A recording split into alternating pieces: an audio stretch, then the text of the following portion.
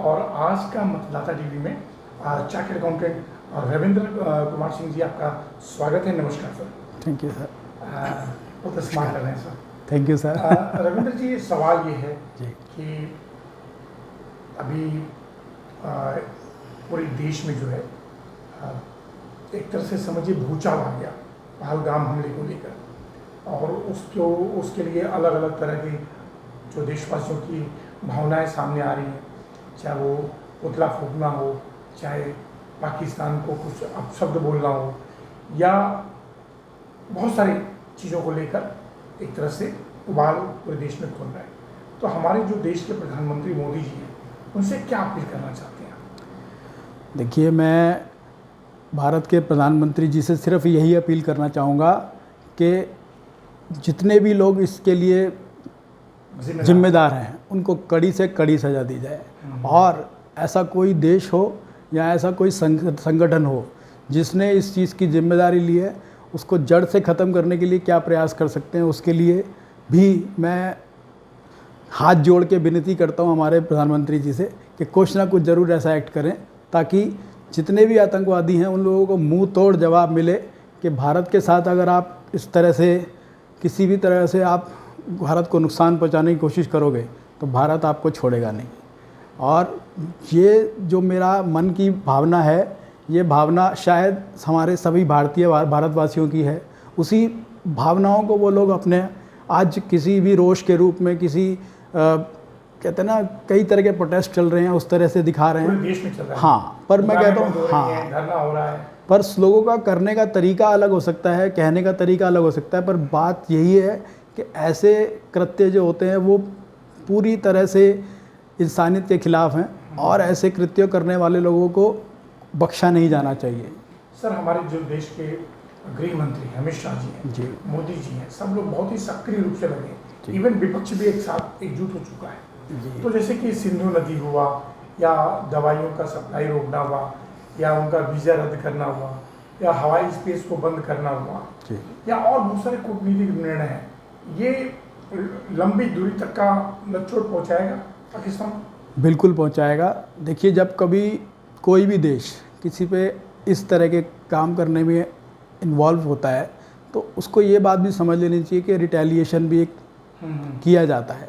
जब बदला हम लेना जानते हैं, हम अगर प्यार से रहना जानते हैं, तो हम किसी को गलत समय पे उसको मुंह तोड़ जवाब देना भी जानते हैं। तो हम अगर इस तरह की जो सिंधु नदी की आपने बात करी, या उनके जो हवाई क्षेत्र के प्रयोग की बात करी, तो जो भी रोक लगा सकते हैं हम लगानी चाहिए, ताकि जो ऐसे लोग हमारे साथ जुड़ के काम नहीं कर सकते उन लोगों को हमारी सपोर्ट भी नहीं मिलनी चाहिए।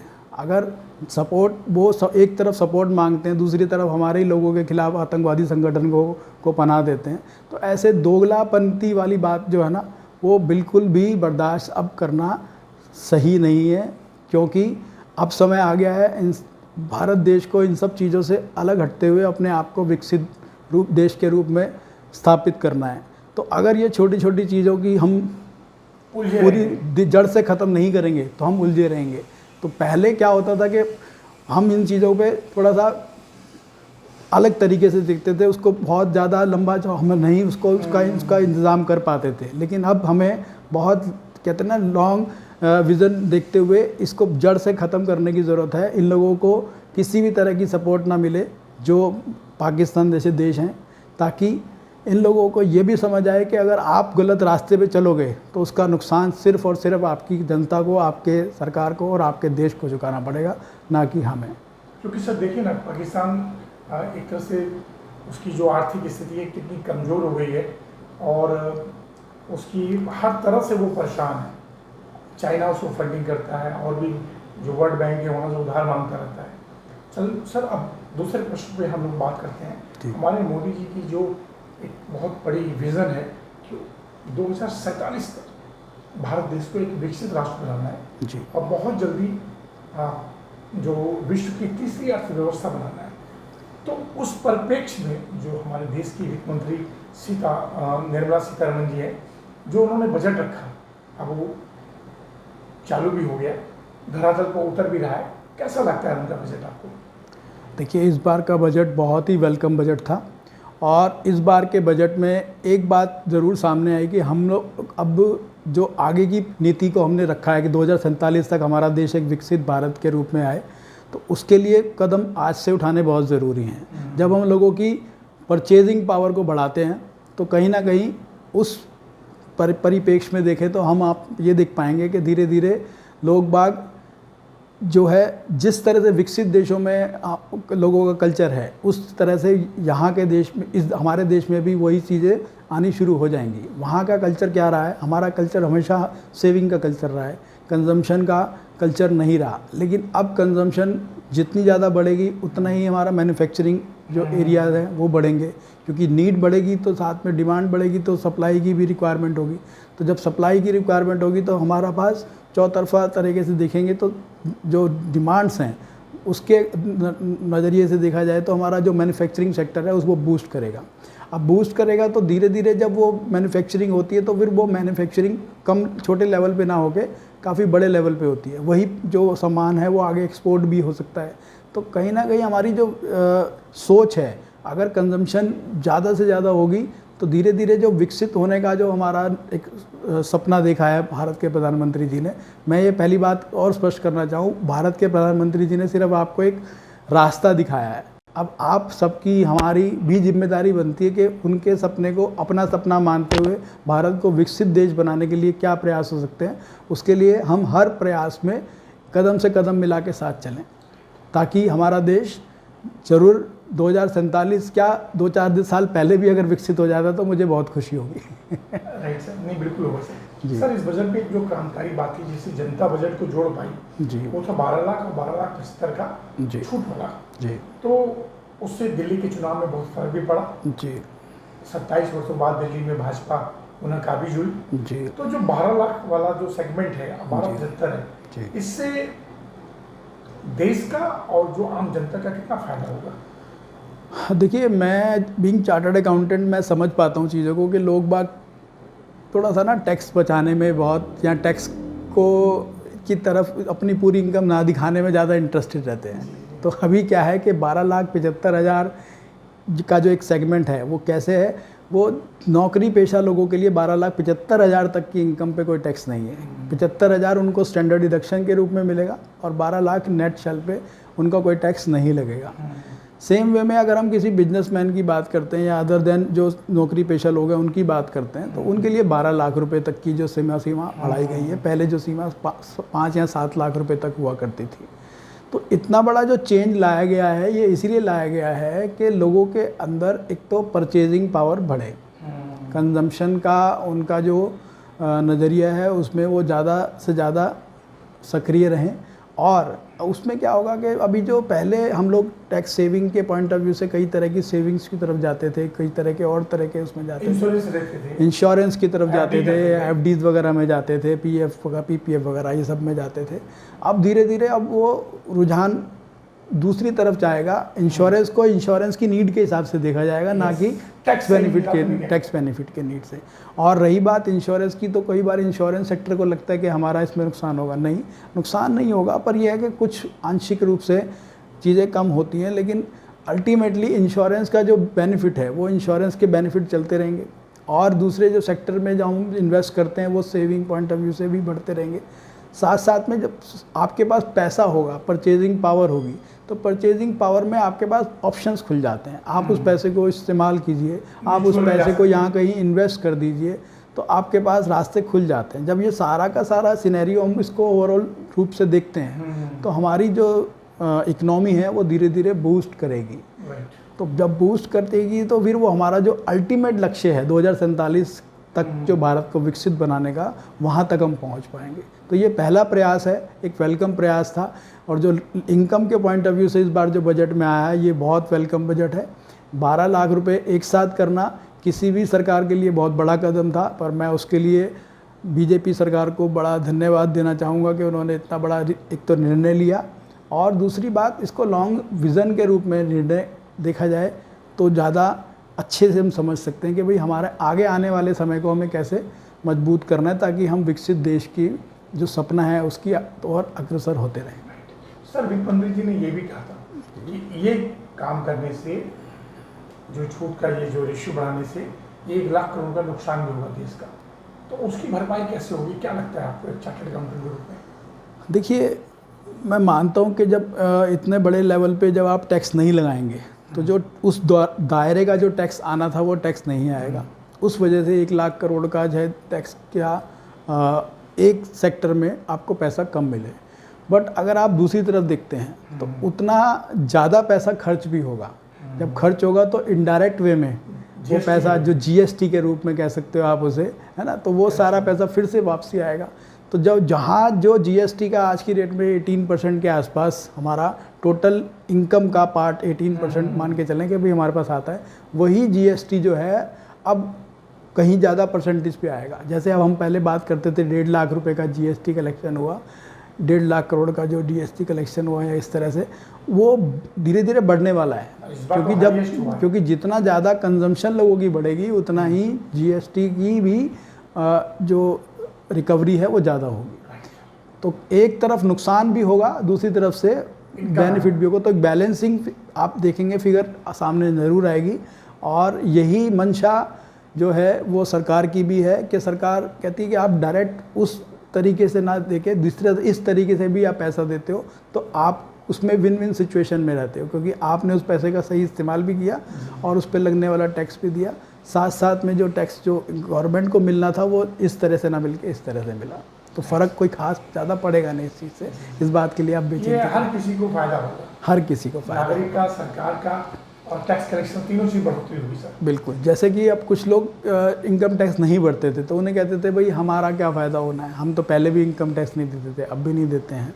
तो मैं कहता हूँ कि भाई इनकम टैक्स वो भी देते थे। इनकम टैक्स क्या है, सिर्फ एक गवर्नमेंट का रेवेन्यू का एक सोर्स है। अब रेवेन्यू के सोर्स में इनकम टैक्स के अलावा जीएसटी जैसे इनडायरेक्ट टैक्सेशन भी हैं। तो हर आदमी जो कुछ ना कुछ खा पी रहा है, कुछ ना कुछ कंज्यूम कर रहा है, वो कंज्यूम करने वाला पर आदमी टैक्स दे रहा है। तो ऐसा ना कोई भी समझे कि मैं टैक्स नहीं दे रहा हूँ, टैक्स तो दिया जाता है, लेकिन टैक्स को ना टैक्स के रूप में ना देख के आप इसको गवर्नमेंट का कलेक्शन, गवर्नमेंट का रेवेन्यू सिस्टम समझें। और आप गवर्नमेंट के रेवेन्यू सिस्टम में कहीं ना कहीं भागीदार बनते ही हैं, तो आप टैक्स के करदाता के रूप में भी पहचाने जा सकते हैं, भले ही आप इनडायरेक्ट टैक्स ना देते हो। तो इस तरीके से गवर्नमेंट को कहने का मतलब ये है कि ओवरऑल देखा जाए तो बेनिफिट ही रहेगा, नुकसान नहीं होगा। सर, इस बजट में देखा जाए तो जो सबसे बड़ी बात थी, निवेश, इंफ्रास्ट्रक्चर, कृषि, सौर ऊर्जा, अंतरिक्ष अभियान के साथ साथ स्वास्थ्य और बहुत सारे क्षेत्रों के लिए प्रावधान किया गया। लेकिन खास तौर से रविंद्र जी, जो एमएसएमई सेक्टर के लिए बहुत बड़े प्रावधान किया गया, उनकी जो टैक्स की सीमा बढ़ाई गई, लोन को डबल कर दिया गया, और जो खासतौर से उसके अंदर 45 डेज वाला जो सेगमेंट था उसको भी बड़ी मजबूती के साथ एक नया रूप दिया गया। तो जो हमारे दर्शक हैं सर, उसको बताइए कि एमएसएमई सेक्टर को लेकर कितने बड़े प्रावधान इस बजट में किया गया है। देखिए, एमएसएमई सेक्टर जो है, इस पे सरकार का जो नज़रिया था वो काफ़ी स्पष्ट था कि इस सेक्टर को सरकार मजबूत देखना चाहती है।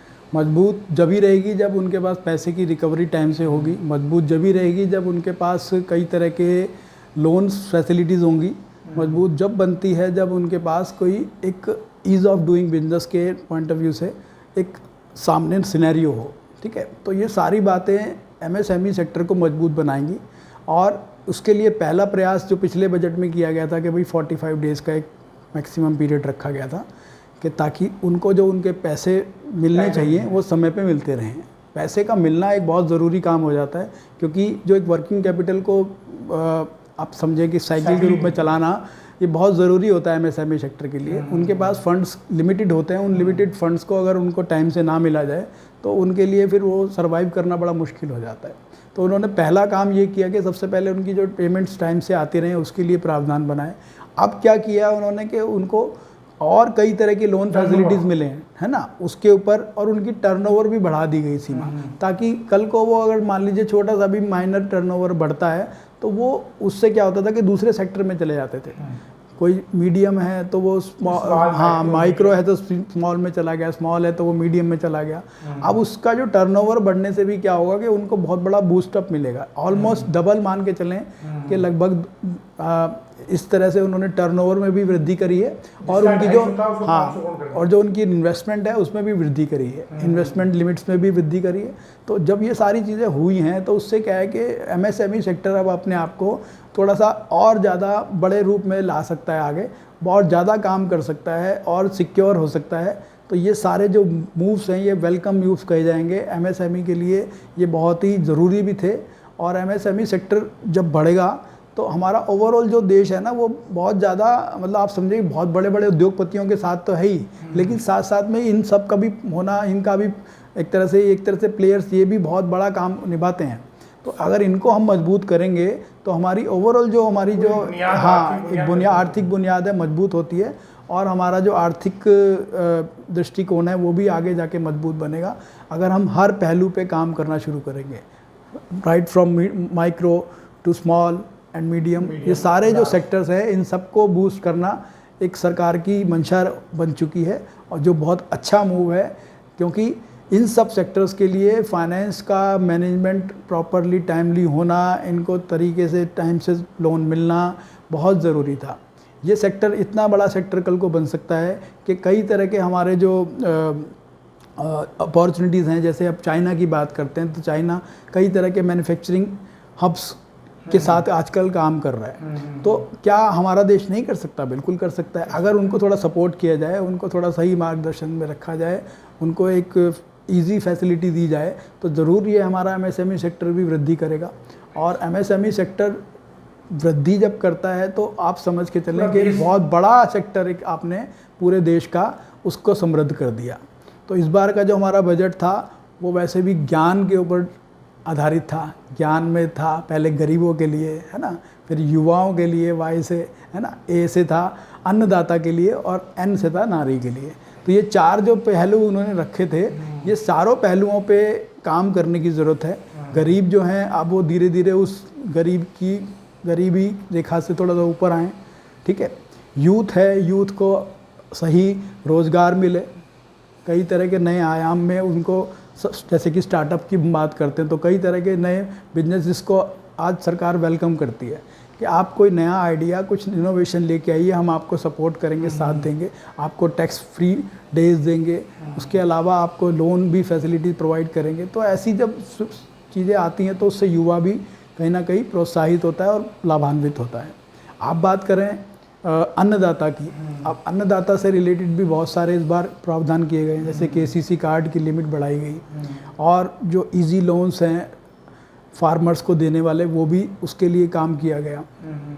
तो अब इससे क्या होगा कि जब अन्नदाता के पास पैसा सही समय पे पहुंचेगा तो वो उसी पैसे को लगा के अपनी जो कृषि उपज जो क्षमता है उसको भी बढ़ा सकता है ना। नारी की बात करें तो नारी के विकास के लिए भी सरकार हमारी तत्पर है, तैयार है और कई तरह की जो फैसिलिटीज़ उसमें लाई गई, जिसमें कि महिलाओं को स्पेशल लोन देने की बात की गई। महिलाएं अगर आज उद्यमी बनती हैं तो उनको अलग तरीके से उनको स्पेशल ज़्यादा लोन देने की भी बात की गई ताकि उनको भी एक बूस्टअप मिले और वो कल को जो देश का कहते हैं ना समृद्धि वाला एक प्रश्न है उस पर मतलब उनका भी सहयोग रहे। तो इस सारे जो पॉइंट ऑफ व्यू से देखें तो ज्ञान जो है वो ज्ञान बड़े ज्ञान की बात है इसमें काफ़ी बड़ा सेक्टर जो है हमारा वो कवर अप हो जाता है। सर जो आपने बात की स्टार्टअप की, अक्सर देखा जाता है कि हमारे देश में स्टार्टअप फेल हो जाते हैं जी। हम लोग के टैक्स का पैसा होता है लेकिन वो फेल है। तो स्टार्टअप के जो युवा उद्यमी हैं उनको क्या मंत्र देना चाहेंगे कि जिससे वो फेल ना हो, कम से कम 1000 में से 2 या 3 स्टार्टअप तो सक्सेस हो जाए? सर देखिए, मैं एक बात समझता हूँ कि जब कोई इंसान कुछ सोचता है, शुरुआत करता है तो उसको कुछ सपोर्ट की भी ज़रूरत होती है।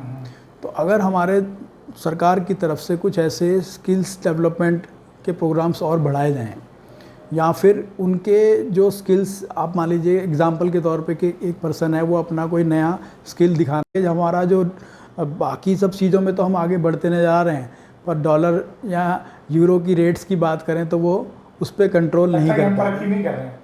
कंट्रोल नहीं कर पा रहे हैं। जिसे बोलते हैं तो ना जो रिपोर्ट कार्ड सर।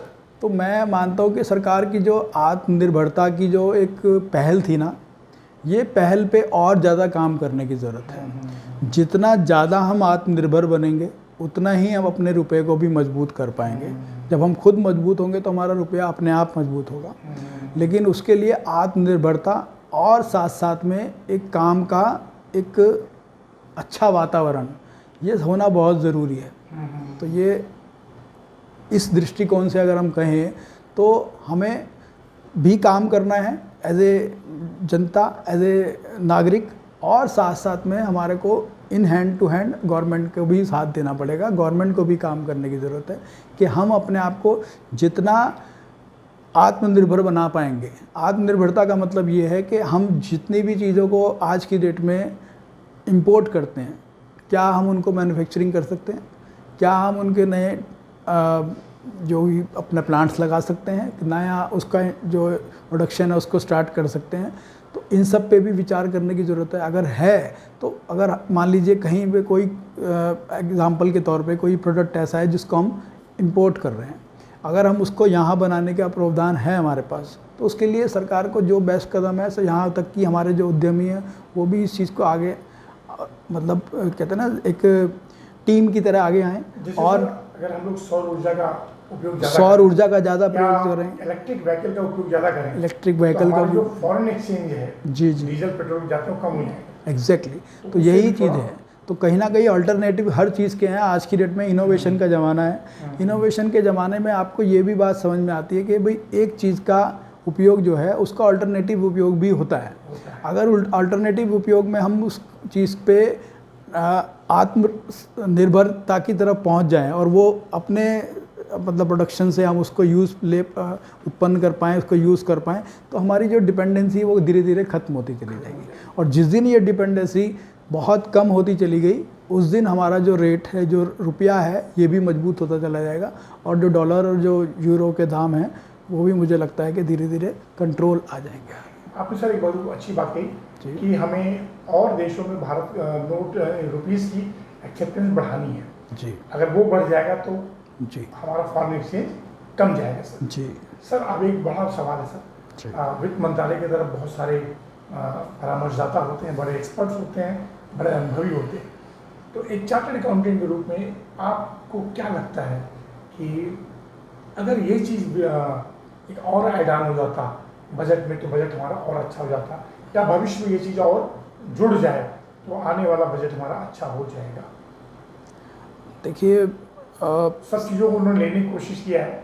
मैं आपकी बात नहीं फिर भी मैं ठीक है आपकी बात। तो मैं सबसे पहले तो यही कहूँगा कि हमें एक बार पूरी तरह से ना अपने जो कमियां हैं उसको भी पहले हाईलाइट कर लेना चाहिए बिफोर बजट एक प्रोड्यूस करने से पहले। और जो कमियां जिन पे हमें सबसे पहले काम करना है उस पे तो सबसे पहला हमारा एक कहते हैं ना बजट का एक्शन होना चाहिए कि वो पैसा एटलीस्ट वहाँ तक पहुँचे और वो जो कमी है वो दूर होके अब उस कमी के अपना ख़त्म करते हुए हम उसकी मजबूती की तरफ आगे बढ़ें। तो फिर जब धीरे धीरे क्या होता है कि जब आप ऐसे मतलब कहते हैं ना कुछ अब आप इसको इस तरह से कह सकते हैं कि जहाँ प्रॉब्लम है बस वहीं इलाज करना है, तो तब ज़्यादा अच्छे से काम हो सकता है। अगर मान लीजिए किसी के पैर में कोई प्रॉब्लम है तो पूरा शरीर का चीर फाड़ करने से अच्छा सीधा पैर का चीर फाड़ किया जाए और उसको ठीक कर दिया जाए, तो आई थिंक वो ज़्यादा बेहतर स्थिति है। कहाँ लगता है कि आपको किस क्षेत्र में काम होना ज़रूरी है? बिल्कुल। मैं सर जीएसटी देखिए, जीएसटी का अभी तक ट्रिब्यूनल नहीं बना जी, ट्रिब्यूनल नहीं बना। मैं मानता हूँ आपकी बात। देखिए अभी जीएसटी का जो ओवरऑल अभी तक का सफ़र है बहुत अभी उसको नया ही माना जाता है, ठीक है, क्योंकि बहुत से नए नए कई सारे में चेंजेस किए गए, बहुत सारे अमेंडमेंट्स किए गए। उसको समझना, फिर अमेंडमेंट्स को समझना, फिर सबको कोरिलेट करना, तो ये आसान काम नहीं था। लेकिन धीरे धीरे अब हम शायद ट्रैक पे आ चुके हैं और धीरे धीरे अब जीएसटी को ज़्यादा हम अच्छे बेहतर तरीके से समझना शुरू कर चुके हैं। और अब धीरे धीरे ट्रिब्यूनल भी आ रहा है, तो ट्रिब्यूनल ऐसा बन नहीं है जाना कि चाहिए। हाँ अब ट्रिब्यूनल मतलब बन चुका है, लेकिन अब वो एक्टिवेट कब से होता है वो आप समझ सकते हैं कि जल्द से जल्द एक्टिवेट भी होगा। तो आप तो सर एक बहुत सारा उम्मीद रख पैसा सकते हैं ना, कि धीरे धीरे ज़रूर अब आगे आगे समस्याएं जो हैं वो समाधान की तरफ आ रही हैं, तो जल्दी अच्छे रिजल्ट मिलेंगे। क्योंकि सर बहुत सारा पैसा जो है विवादों में है, जी। न सरकार के पास है न एसएससी के पास है। जी अगर चलन में होगा तो घूमेगा, कई बार खरीदा जाएगा, कई बार बेचा जाएगा, जी। जीडीपी बढ़ेगी सर, जी राइट। तो एक तो आप मानते हैं कि हाँ ट्रिब्यूनल बनना चाहिए। बिल्कुल। ट्रिब्यूनल देखो, ट्रिब्यूनल का काम एक्चुअल में आपका टैक्स कलेक्शन बढ़ाना नहीं है। ट्रिब्यूनल का काम तो है कि जो चीज़ों की समस्याएं हैं जिससे कि मतलब कई बार टैक्स पेयर अवेयर नहीं हो पाता, या टैक्स पेयर की भी कुछ कमियां हैं जो सर, मतलब पैसा सरकार खत्म तक नहीं होता है, पहुंच पाती, पेंडिंग तो पैसा ऐसे होता है। चीज़ों को रिजॉल्व करने के लिए, ऐसे डिस्प्यूट्स को रिजॉल्व करने के लिए ट्रिब्यूनल बनाए जाते हैं। Right. तो ट्रिब्यूनल का अपना एक दायरा है। ट्रिब्यूनल एटलीस्ट ये काम करता है कि जो केस पेंडिंग है उनको रिजॉल्व कराए Yes. As soon as possible. तो क्या होता है कि जो लोग केसेस में फंसे हुए हैं वो केसेस को छोड़ के अपने बिजनेस में ध्यान लगा सकते हैं। बिल्कुल, business सारा एम्फेसाइज भी यही होना चाहिए कि आपका जो ये सिस्टम है ये किसी बिजनेसमैन को इतना परेशान भी ना करे कि वो बिजनेस तो करने के बजाय सिर्फ ट्रिब्यूनल के या इन चक्करों में ही लगा रहे। Right. तो मैं कहता हूँ कि उसको एक बिजनेस करने की भी आज़ादी मिलनी चाहिए, लेकिन साथ साथ बिजनेसमैन की भी एक नैतिक जिम्मेदारी बनती है कि वो अपना सही कर सही समय पे भी चुकाने की क्षमता रखे और साथ में किसी भी तरह के कोई गलत प्रयास, गलत जो प्रैक्टिसेस हैं उससे दूर रहे। ये बहुत ज़रूरी है, क्योंकि ज़्यादातर लोग ये जो विवाद खड़े होते हैं ये सब उल्टे सीधे कामों को करने से होते हैं। मैं मतलब आपके चैनल के माध्यम से ये भी कहना चाहूँगा कि जितने भी बिजनेसमैन हैं एटलीस्ट वो अपनी तरफ से ईमानदारी बरतें, ताकि आपने बात की है स्टार्टअप की। अक्सर देखा जाता है कि हमारे देश में स्टार्टअप फेल हो जाते हैं। जी। हम लोग के टैक्स का पैसा होता है लेकिन वो फेल है। तो स्टार्टअप के जो युवा उद्यमी हैं उनको क्या मंत्र देना चाहेंगे कि जिससे वो फेल ना हो, कम से कम 1000 में से 2 या 3 स्टार्टअप तो सक्सेस हो जाए सर? देखिए, मैं एक बात समझता हूँ कि जब कोई इंसान कुछ सोचता है, शुरुआत करता है, तो उसको कुछ सपोर्ट की भी ज़रूरत होती है। तो अगर हमारे सरकार की तरफ से कुछ ऐसे स्किल्स डेवलपमेंट के प्रोग्राम्स और बढ़ाए जाएं, या फिर उनके जो स्किल्स, आप मान लीजिए एग्जांपल के तौर पे कि एक पर्सन है वो अपना कोई नया स्किल दिखाना चाहता है, बताना चाहता है, तो अगर उसको एक सपोर्ट सिस्टम के पॉइंट ऑफ व्यू से उसे कुछ इंफ्रास्ट्रक्चर गवर्नमेंट की तरफ से प्रोवाइड कर दिया जाए तो उससे भी बड़ा लाभ होगा। अब वो उस इंफ्रास्ट्रक्चर बनाने के लिए क्या किया जा सकता है कि कई तरह के सेंटर्स बनाए जा सकते हैं जिसमें कि आप कौशल क्षमता के हिसाब से वहाँ पे वो प्रोटोटाइप्स अपने चेक करा के अपने आप को आगे और ज़्यादा इस्टेब्लिश कर सकते हैं। उस प्रोटोटाइप का क्या फाइनेंशियल सेक्टर के साथ मेल होगा कि भाई वो बिजनेस कैसे उस आपका बिजनेस के लिए बढ़ सकता है, उस तरह के हब्स बना दिए जाएँ। तो क्या होता है कि जो स्टार्टअप्स है ना, उनकी जो आज की डेट में आप कह सकते हैं कि फेल होने की जो वो परसेंटेज है वो धीरे धीरे कम हो जाएगी। क्योंकि सर देखा जाता है ना, वो पैसे को गिफ्ट के रूप में समझ जाते हैं। हाँ, और कोई फाइनेंशियल कंट्रोल उन पर नहीं होता। जी जी युवा होते हैं। जी जी और जब कंपनी लॉस में आ जाती है तब उनको ज्ञान होता है। जी जी जी। तो मेरे ख्याल में बहुत सारे अवेयरनेस प्रोग्राम की भी ज़रूरत है, क्योंकि अभी लोगों को इस बात का पता ही नहीं होता कि किस तरीके से इन सब जो स्कीम्स हैं उसका लाभ उठाया जाए, और इस स्कीम्स में क्या उनकी भी जिम्मेदारी बनती है। क्या ये फ्री का लोन है या फिर एक तरह का आपको एक सपोर्ट दिया जा रहा है, आपको एक सक्षम बनाने के लिए मदद की जा रही है। बट सक्षम तभी बनेंगे जब आप उस पैसे को सही इस्तेमाल करेंगे, और उस पैसे से होने वाला जो आपका जो बिजनेस है उसको एस्टेब्लिश कर पाएंगे, ताकि वो बिजनेस जब एस्टेब्लिश होगा तभी तो वो एक तरह से प्रॉफिट क्रिएट करेगा ना। और सर स्टार्टअप आजकल कॉपिंग चल रही है। जी। जैसे अभी आप देखें, एक ओला था, ओला तो चल ही रहा है, उबर भी चल रहा है। जी। इनको ब्लू कुछ अभी एक आया था, ब्लू मोबिलिटी ऐसा कुछ था, जी इंडिया का था, तो वो फिर उसको सेबी ने बैन कर दिया। जी। तो वो चल नहीं पाया क्योंकि उस पैसे को कहीं और जगह यूज कर लेते हैं। जी। राइट। तो यही है, मैं आपको यही कहना चाह रहा था कि जो मॉनिटरिंग है इसकी मॉनिटरिंग बहुत ज़रूरी है।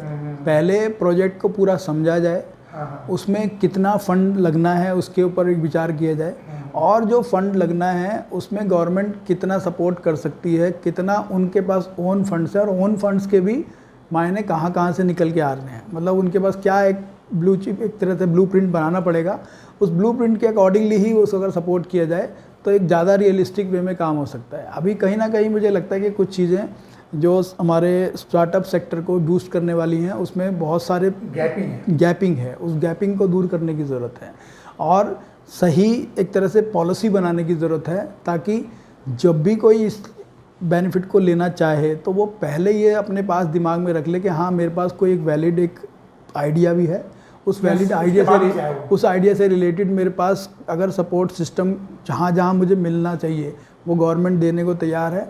और दूसरा सबसे पहले उसकी क्लैरिटी होना बहुत ज़रूरी है कि वो करना क्या चाहता है और उसका वो करने के बाद उसका मार्केट जो सेक्टर से कितना वो फैच कर सकता है, उसका एक क्या वैल्यू निकल के आएगी, वो भी एक थोड़ा सा बनता है। तो मैं कहता हूँ ये सारा खेल जो है पॉलिसीज़ का है। तो पॉलिसी एक ऐसी बननी चाहिए कि ताकि जब आप एक स्टार्टअप को शुरू करने से पहले अगर गवर्नमेंट उसको फंड करना चाह रही है या गवर्नमेंट सपोर्ट करना चाह रही है तो गवर्नमेंट के पास एक वैलिड कम से कम एक वे आउट होना चाहिए कि हाँ कि भाई हाँ ये आदमी ये काम करना चाहता है, इसका ये विज़न है और विज़न बिल्कुल सही है। अगर ये विज़न कल को मार्केट में आता है तो मार्केट से ये अच्छा खासा बिजनेस लेके आ सकता है।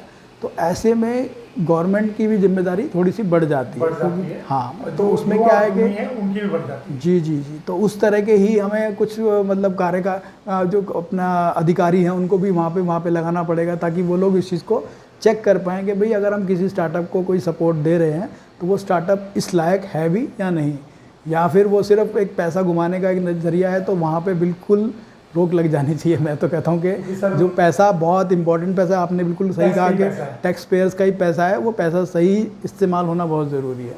आपने देखा होगा सर यूपी में कितने सारे समिट हुए, लखनऊ में इतने 1000 करोड़ का इन्वेस्टमेंट हुआ, लेकिन धरातल पर वो उतर नहीं पाया। जी। खैर सर, दूसरा जो प्रमुख सवाल है सर जी, 2 सवाल आपसे और है जिसके लिए हम इतना मेहनत कर रहे हैं, आपका कीमती समय ले रहे हैं। जी।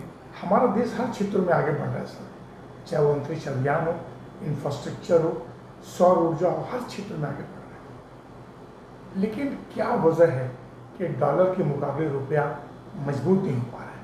कहाँ कमी रह जा रही है? देखिए, अब मैं आपको जहाँ तक डॉलर्स या यूरो जैसी करेंसीज़ हैं इसकी बात करूँ तो हमारे को अभी कई सारे मतलब जो कहते हैं ना एस्पेक्ट्स उस पर काम करने की ज़रूरत है अभी भी। पहली बात यह है कि हमें अपना रुपया जो है इसको मजबूत करने के लिए इसकी पॉपुलैरिटी भी बनानी बहुत ज़रूरी है। ये ज़्यादा से ज़्यादा देशों में एक्सेप्टेबल हो, इसका भी हमें ख्याल रखने की ज़रूरत है। उसके लिए हमारी विदेश जो नीतियां हैं उसमें बहुत सा काम अभी करना बाकी है, क्योंकि आपने बिल्कुल ठीक कहा कि हमारा जो बाकी सब चीज़ों में तो हम आगे बढ़ते नजर आ रहे हैं, पर डॉलर या यूरो की रेट्स की बात करें तो वो उस पर कंट्रोल नहीं कर पा रहे हैं। तो मैं मानता हूँ कि सरकार की जो आत्मनिर्भरता की जो एक पहल थी ना, ये पहल पे और ज़्यादा काम करने की ज़रूरत है। जितना ज़्यादा हम आत्मनिर्भर बनेंगे उतना ही हम अपने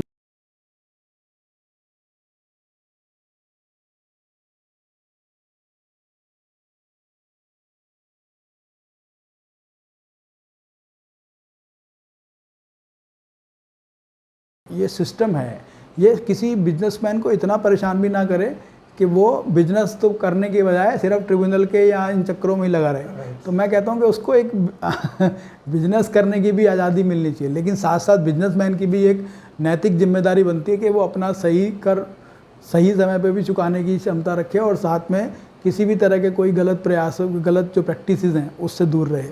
ये बहुत ज़रूरी है, क्योंकि ज़्यादातर ये जो विवाद खड़े होते हैं ये सब उल्टे सीधे कामों को करने से होते हैं। मैं मतलब आपके चैनल के माध्यम से ये भी कहना चाहूँगा कि जितने भी बिजनेसमैन हैं एटलीस्ट वो अपनी तरफ से ईमानदारी बरतें, ताकि सही समय पे सही रूप में जीएसटी जो जाना चाहिए गवर्नमेंट को वो टाइम से पहुँचता जाए। और धीरे धीरे जो ये ट्रिब्यूनल्स के जो काम है हो सकता है ये भी कम होते चले जाएंगे। अगर डिस्प्यूट्स कम होंगे तो सारा इसी बात का एम्फेसाइज होना चाहिए, तो ट्रिब्यूनल की शायद ज़रूरत भी ना पड़े। लेकिन हाँ, आपकी बात ठीक है, ट्रिब्यूनल की भी ज़रूरत है, क्योंकि आज की डेट में इतने सारे केसेस पेंडिंग हैं तो वो केसेस इसलिए पेंडिंग है क्योंकि डिपार्टमेंट्स की भी बहुत सी कमियां हैं। ऐसा नहीं है कि मैं बिजनेसमैन को ही कहूँगा कि वही गलत है, नहीं नहीं, ऐसा नहीं है। सारे बिजनेसमैन गलत नहीं है, सारे बिजनेसमैन को अब बात अलग कर देते हैं। अब बात आती है डिपार्टमेंट की। डिपार्टमेंट भी बहुत सारे लोग ऐसे हैं जो चीज़ों को समझते नहीं हैं, वहाँ पे भी अवेयरनेस की कमी है, नॉलेज की कमी है। तो कई बार क्या होता है, वो चीज़ों को अच्छे से पढ़ते ही नहीं है। अगर आपने कोई अच्छा सा रिप्लाई बना के भेजा जिसमें कि सारे फैक्ट्स को आपने उसके सामने रख दिया, जिसमें कुछ उसके बाद कोई प्रश्न भी नहीं बचता, लेकिन वो रिप्लाई पढ़ा भी नहीं जाता कई बार, और वो पढ़ा नहीं गया तो वो केस आगे रेफ़र किया जाता है। जब वो केस आगे जाता है तो तभी ऐसे ट्रिब्यूनल्स की ज़रूरत पड़ती है। तो ये भी एक कमी है जो कि गवर्नमेंट को देखनी है अपने डिपार्टमेंट के नज़रिए से, कि भाई वहाँ कैसे सुधार लाया जाए, कैसे जीएसटी के अधिकारियों को अच्छे से अच्छी शिक्षा दी जाए, उन्हें सही मार्गदर्शन दिया जाए, उन्हें पूरा गाइडेंस दी जाए, ताकि वो अपने जो केसेस है उसको ना कि सिर्फ बेध्यानी के हिसाब से या कुछ कम नज़रिए नॉलेज के हिसाब से, बट वो पूरे सक्षम रूप से उसको देख पाएँ, समझ पाएँ और उसका निवारण समय पे कर पाएँ। सर क्या जो 28% का जीएसटी का जो स्लैब है वो कम होना चाहिए? देखिए 28%, देखिए 28% का जो जीएसटी जो है ना, वो नॉर्मली आप देखेंगे तो कुछ लग्जरी आइटम्स पे ही है। सर कहाँ लग्जरी है? स्कूटी, मैं आपकी बात मैं मानता हूँ कि स्कूटी लग्जरी आइटम नहीं हो सकती, लेकिन कुछ चीज़ें ऐसी हैं जो मतलब अभी भी उस दायरे को धीरे धीरे हट जाएंगी, लेकिन उसके लिए सरकार का एक रिव्यू सिस्टम होता है। तो सरकार उसको रिव्यू ज़रूर करती है जब इंडस्ट्री की तरफ से कोई आपके प्रेजेंटेशन जाता है कि भाई ये जो आइटम है, जैसे आपने स्कूटी का एग्जांपल दिया कि स्कूटी इतना बड़ी आइटम नहीं रही है, तो ठीक बात है। आप अब जो बेसिक आवश्यक की जो चीज़ें हैं, अब इस पर धीरे धीरे सरकार का वजह से रिप्रेजेंटेशन जाता है, तो रिप्रेजेंटेशन के बाद वो लोग इसको ध्यान में रखते हुए, संज्ञान लेते हुए अगली जो मीटिंग्स आती हैं उसमें कई बार रेट कम करते हैं। तो उम्मीद कीजिए कि कुछ ऐसी आइटम जो जिनको अब लग्जरी आइटम नहीं कह सकते, वो आइटम्स पे जीएसटी रेट कम होगा। और अगर हमें सक्षम बनना है, सक्षम भारत की तरफ जाना है, विकसित भारत की तरफ जाना है, तो शायद अब धीरे धीरे बहुत सी चीज़ों जो आज की रेट में लग्जरी दिखती हैं, उसको एक दैनिक ज़रूरत की चीज़ को देखते हुए भी जीएसटी के रेट धीरे धीरे कम होंगे। अगर जिस तरह से गवर्नमेंट का ये नज़रिया रहा है कि हमारे को विकसित भारत बनाना है, तो विकसित देशों में आप देखें ना, वहाँ पे कार भी नॉर्मल सी चीज़ है। तो हो सकता है कि धीरे धीरे ये भी सोच जो है, उस सोच के नज़रिए से जीएसटी के रेट जो 28% वाले हैं वो धीरे धीरे कम हो। मैं मानता हूँ कि 18% का जो रेट है वो एक सफिशिएंट रेट है, उससे ज़्यादा नहीं होना चाहिए। बट फिर भी अगर अभी जो गवर्नमेंट का नज़रिया होता है कि ये सिर्फ लग्जरी आइटम्स पे ज़्यादा है, नॉर्मल रूटीन की आइटम पे नहीं है, तो हो सकता है धीरे धीरे वो लग्जरी की जो डेफिनेशन है वो भी चेंज हो, और 28% वाला जो सिस्टम है वो धीरे धीरे कहीं ना कहीं कम हो जाए, और शायद 28% धीरे धीरे ख़त्म ही हो जाए। सर क्या लगता है जो पार्टनरशिप फॉर्म है उस पर टैक्सेशन ज़्यादा है कॉर्पोरेट के अगेंस्ट, तो उसको बराबर करना चाहिए, कम करना चाहिए? पार्टनरशिप फॉर्म पे अभी 31% के आसपास है, कॉर्पोरेट पे 22%। देखिए कॉर्पोरेट का जो एक कल्चर है ना, उसमें कंप्लायंसेस बहुत ज़्यादा है। उस कंप्लायंस की वजह से मैं आपको बताता हूँ कि पार्शियलिटी मतलब जो होता है ना, एक क्रिस्टल क्लैरिटी बहुत ज़्यादा है। वहाँ पे आपको समय से अपने सारे के सारे जो आपके कंप्लायंस हैं वो पूरे रखने हैं। तो कंप्लायंसेस ज़्यादा होने की वजह से उनके जो सिस्टम हैं वो ज़्यादा क्लियर हैं comparison to partnership firm. Partnership firms के अगर आप कंपैरिजन में देखेंगे ना, तो बहुत कम हैं उनके आपके जो कहते हैं ना सरकार को इन्फॉर्मेशन पहुंचाने के तरीके, बहुत कम है। तो जो ये सरकार को जितनी ज़्यादा इन्फॉर्मेशन किसी इंडस्ट्री की या किसी पर्टिकुलर स्पेसिफिक बिजनेस हब की मिलती है, तो उससे सरकार का एक विश्वास बढ़ता है। अभी क्या है कि पार्टनरशिप एक्ट है, उसके अंदर अभी कई तरह के अभी ऐसी मान के चलें कि भाई ज़रूरत थी कि भाई वहाँ पे भी कंप्लायंस के रूप में बहुत सी चीज़ें बढ़नी चाहिए थी, या फिर कंप्लायंस कुछ ऐसे होते जो कि मतलब और ज़्यादा अच्छी पिक्चर सरकार तक दे पाते। तो इस वजह से जो सरकार ने अभी कॉरपोरेट के मुकाबले पार्टनरशिप फर्म के जो टैक्सेस हैं उसको ज़्यादा ही रखा हुआ है, मैक्सिमम रेट पे रखा हुआ है, उसे कम नहीं किया गया। पर आने वाले समय में जैसे अब LLP एक्ट आया है, हो सकता है LLP एक्ट में के बाद अब कुछ और प्रावधान या कुछ और इसमें अमेंडमेंट्स लाए जाएं ताकि इसमें ज़्यादा इसको एक तरह से क्लैरिटी के साथ इसके बिजनेस को देख पाए सरकार, और धीरे धीरे फिर हो सकता है इसका रेट भी कम कर पाए। सर एक बस लास्ट, तो इस वजह से जो सरकार ने अभी कॉरपोरेट के मुकाबले पार्टनरशिप फर्म के जो टैक्सेस हैं उसको ज़्यादा ही रखा हुआ है, मैक्सिमम रेट पे रखा हुआ है, उसे कम नहीं किया गया। पर आने वाले समय में जैसे अब LLP एक्ट आया है, हो सकता है LLP एक्ट में के बाद अब कुछ और प्रावधान या कुछ और इसमें अमेंडमेंट्स लाए जाएं ताकि इसमें ज़्यादा इसको एक तरह से क्लैरिटी के साथ इसके बिजनेस को देख पाए सरकार, और धीरे धीरे फिर हो सकता है इसका रेट भी कम कर पाए। सर एक बस लास्ट सर जी, फेसलेस कितना विश्वसनीय बन पाया है और कितना धरातल पर उतर पाया है सर? देखिए फेसलेस एक बहुत अच्छी स्कीम है। मैं जहाँ तक फेसलेस की बात करूँ तो फेसलेस में आज की डेट में जहाँ तक हम देख पाते हैं तो बहुत से केस मेरिट पे सॉल्व हो रहे हैं। मेरिट पे सॉल्व होने का मतलब है कि अगर आप कानूनी रूप से आपने कोई गलत काम नहीं किया है और उसका रिप्रेजेंटेशन जो है वो घरकार के पास फेसलेस वे में जा रहा है तो उसका रिजोल्यूशन या उसकी जो समाधान है वो बहुत जल्दी निकल जाता है। तो फेसलेस जो स्कीम है ये एक वेलकम मूव रहा है, बट कभी कभार हर चीज़ कहते हैं ना, हर चीज़ के कुछ बेनिफिट्स होते हैं तो कुछ डीमेरिट्स भी होते हैं। तो वो डीमेरिट्स अगर उसको वजन देखेंगे तो मेरिट्स के मुकाबले कम है। तो मैं कहता हूँ कि फेसलेस होना चाहिए, अच्छी चीज़ है, ताकि उसमें एक तो जो करप्शंस का जो एक दायरा होता है ना वो कम होता है। क्योंकि पहले क्या होता था कि भाई लोग बाग किसी तरह से अपना एक सिस्टम बना लेते थे कि भाई हाँ कौन कमिश्नर, कौन क्या, कैसे किससे मिलना है, तो बातचीत हो जाती थी। अब पता ही नहीं है कुछ क्या हो रहा है। तो ये बहुत अच्छी चीज़ है।